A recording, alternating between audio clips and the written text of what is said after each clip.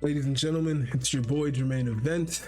I had some technical difficulties yesterday with the episode of Embedded, so let's take a look at some media day interviews between Israel Adesanya and Dricus du Plessis. Dricus. Hello, everyone. Hello. You know, a lot of the talk about this fight's been, it's personal this, it's personal that. But when we've seen you and Izzy at the press conference before, it was kind of well-mannered. And I think even on this fight week, it's not like we've heard, terrible insults thrown at each other. As you get close to the fight, how are you feeling personally about the contest? Yeah, I think I know it's definitely personal for him because he took a lot of offense in what I said for speaking the truth, and he didn't like it. So it was never personal because there's nothing to be personal about. For me, I stated facts. I said what I said. I 100% the fact. Yeah, you're and, crazy. He took it very personal. So yeah, he's angry. I don't care. And that's it. At the end of the day, I'm here. I'm here for my business. My business is winning, not defending about winning this fight. And obviously, it's so unfortunate that Dricus is the champion, that he was ever a champion. It's unfortunate. I feel like you're a big energy guy. Like you kind of feel energy from people. Have Yes. you run into him at all in the hotel? And what energy are you getting from him? Not really him, but I saw his coach and his brother, and they're cool. You said, I don't care about belts, I'm coming for heads. And I think you said you wanted to show off yourself in this octagon. So I guess, how do you view success fighting Dricus? Is it beating him? Is it beating him spectacularly? Is it just putting on a fight that fans are enjoying? How do you view success against him? Success against him will be all three. Did you see the footage of his coach using a taser in fight camp when people were out of position and grappling stuff? He would tase their feet and stuff. Yeah, Eugene uses knives. He always has a knife on him. Is he here? No, he's not. If he does, he'll have a knife on him. So I've had knives pointed at me before. It's not this camp though. I was good. I was good this camp. When you look at this fight, ignore all the other stuff outside of it, do you think this is almost a contest between two puzzles, right? He was considered this big puzzle that was hard to figure out with his feints and his movement. And now you've come in here and it seems like a lot of people can't even figure out what you're doing to be successful, but you are being successful. Do you see this as a clash between two men who can confuse most of the division and it's up to the other guy to figure them out? Yeah, I think especially at this level of the sport, that is what you get.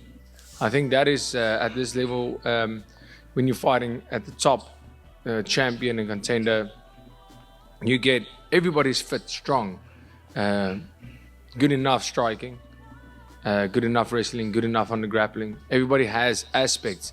Some a little better, let's say better in grappling, some are better in striking, but everybody's good everywhere. It's about who shows up on the night with the plan, and if that plan is changing, who can, like you say, figure it out. So you can look at it as two puzzles, or you can look at it as two great fighters, and we're going to find out who came with the best armor. So, we're talking about legacy a lot in this sport, and it's the reason why a lot of people do it. When you see what's happening with Francis and stuff, is it a concern that the turnover of fans in this sport is so high-paced that legacies like his can be forgotten if the promotion itself doesn't celebrate them as often as they can? It can be, but also, again, we're in the age of the internet, so I don't think it's going to be forgotten as easily as they try. But, yeah. Also myself, look, my last fight was atrocious for myself. I was not happy with that fight. And, the fans, the media, you're only as good as your last fight. They keep all these sometimes these sayings that don't make sense anymore. You're only as good as your last fight. I don't get it, but at the same time, I'm like, okay.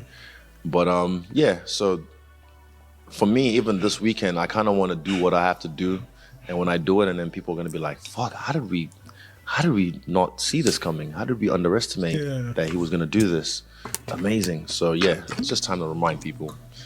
You're obviously going to prepare for the toughest guy you could possibly face, right? But there are questions about Israel after that performance against Sean. In your gut instinct and in your heart of hearts, do you think that was an off night for him, or do you think that was potentially the beginning of a new Israel that we're going to start seeing? I'll be honest, I've said it many times in previous interviews where I said I think it was an off night. It was very evident in terms of how he fought, just the whole fight. You could see it. But then I fought Strickland, and my whole perception around that fight changed, because now I firsthand experienced what it's like to fight Sean Strickland. He's hard to hit. And, with Izzy, he doesn't throw volume. He throws strikes that, he's pinpoint accurate with his strikes, or at least he tries to be. He's more of a move, hit. And when he fought Strickland, he missed all those shots. Strickland is really, really good defensively. And that was, when I fought Strickland, I immediately realized that's what happened. I threw volume so I could catch him and I could beat him. But Israel doesn't throw the volume, so every time he threw, he missed the shot. He missed the shots. He had 2, 3 maximum, and he would miss. So originally I thought that Israel had an off night, and then after fighting Strickland and going to watch that fight again, I actually think it was just Strickland that did what he does. I agree, honestly.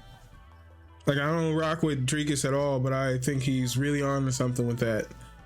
Like, matchups make fights, man, and I think the way that Strickland fights, unfortunately, he had Adesanya's number with the way he fights, man. Like, it trumps his volume striking, trumps Adesanya's point fighting, and we saw that. He does extremely well, and that style didn't suit Israel at all. Is part of that the motivation, right? Not just to beat Dricus, not just to show that you're still the top level, but the narrative in the sport sometimes it's like, oh, once they start losing, they just lose, and then they're done. Are you excited to come back and be like, no, that doesn't happen to every elite fighter? They said that after New York when I fought Alex Pereira, they were like, oh, nah, he's done. He should pack it up. They always say some dumb shit like that. But a lot of these fans, they're not. They've never done what we've done. So, I don't really pay attention to that kind of stuff. I know what I can do. My team knows what I can do. And it's just time to show people what I can do. Clover bracelet. Dricus, on the countdown, I think you used something. They were talking about your fight against Whitaker. You credited your coach for finding holes, and you said there just weren't that many holes in Robert Whitaker's games, and he found them. When you guys are breaking down Israel, are you guys finding holes that you can exploit, or is Israel kind of, just a kind of well-refined fighter in there? No, listen, even with Robert Whitaker, when I said finding holes, we didn't find any holes. We just found a place where holes could be made. So that's what I was referring to in that. At this level, you don't see the holes, these clear holes in people's games. You just don't see it because that's why we're at the top of the game. You do see places where they get uncomfortable. They don't necessarily make the mistakes, but there is place to force them to make mistakes. And that's what I feel we did with the Whitaker fight, and that's what we're going to do in this fight. We don't see mistakes and say, oh, that's where we're going to catch him. No, we see places where they get uncomfortable, and you force that mistake. That face-off that you and Dricus had, it went for ages, but it was such a calm presser, and then the energy changed. What was it that made the energy change so abruptly? So for me, I just didn't. I don't know what to expect, but he tried to pufferfish me, and then he realized pretty quickly I'm not the one you can try and just blow smoke at. And yeah, he felt my energy, and he understands. He knows who he's dealing with now. That moment right there, let him know. He got to look into my eyes and see who I am. Yeah, I don't know what brought it on, but it's just deja vu. I've been here before. I've battled with the best. Like, no one can intimidate me. No one can intimidate me, and he definitely won't do that. Well, kind of going off of that, it showed Israel's reaction when you switched to southpaw. Like, he stood up and he was like, oh, he's southpaw now, and he was kind of watching you a lot more. Do you have plans like that? I'm sure you can't give us your game plan, but do you guys have a specific tailored plan for Israel, or are you just kind of focusing on yourself in there? No, the thing is with Israel, he fights switch stances either way anyway. So, like myself, I fight both ways. With the Whitaker fight, we just, he doesn't switch really. He doesn't switch, so that's why we did that. But I fight switch all the time, and Israel as well. So it's it doesn't make sense to say, okay, cool, I'm only going to fight this or that. No, it's definitely not. For very specifically for Whitaker, that was the game plan. And for this fight, we had to do something else. So like I said, I can fight both ways, but in a fight where a guy switches the whole time, it doesn't make sense to do something like that. What's with I don't like this nigga as a person, but I do like what he's saying strategy-wise, like how they're planning to just look for the moments that makes him uncomfortable and all this. Like, he's saying the right things fight-wise. All that other African shit, he's crazy. The taser in fight camp. Well, I mean, you know, you don't just become world champion. This guy, he's been waiting. Israel, what are you expecting from Dricus on fight night? And what do you make of being, you know, the odds-on favorite for this one? And Dricus, the champ, is the underdog. I don't know. I didn't really know I was the favorite. What do I expect from Dricus? I just expect him to bring his best. He says he feels amazing, so I'm like, good. That's what I want. Israel, just to your left. You're obviously one of the most active champions throughout your first run as champion. Would you be looking to return to that same activity level you had with a win over Dricus this Sunday? I'm not even looking past this Sunday. I'm just looking at this Sunday. Hell yeah. Hell yeah. Yeah, and after that, I'll deal with things as they come.